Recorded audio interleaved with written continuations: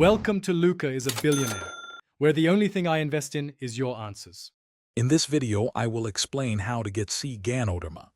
This unique plant is crucial for ascending certain characters, making it a highly sought-after resource.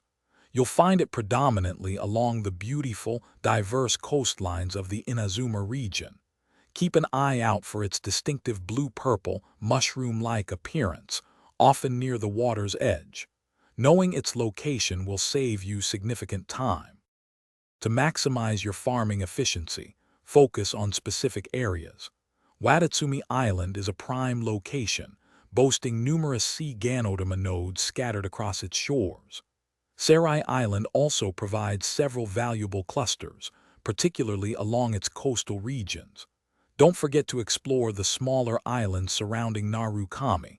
They often hide additional finds that can boost your collection significantly.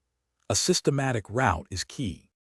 Hey everyone, if you're finding this guide helpful, please hit that like button and subscribe for more tips. Quick recommendation: all that adventuring can make your real-world ride a bit stale. Life's too short for a stinky car. Grab a little Tree's Black Ice air freshener. It's a game changer. You can find the link for that and other great deals in the description. Now, let's get back to the video. For the most efficient collection, consider using characters with exploration passive talents, which can highlight local specialties on your minimap. This makes spotting those elusive nodes much easier.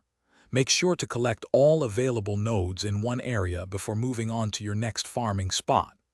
Remember, Sea Ganoderma respawns every 2 to 3 real-world days, so plan your farming routes accordingly for continuous supply.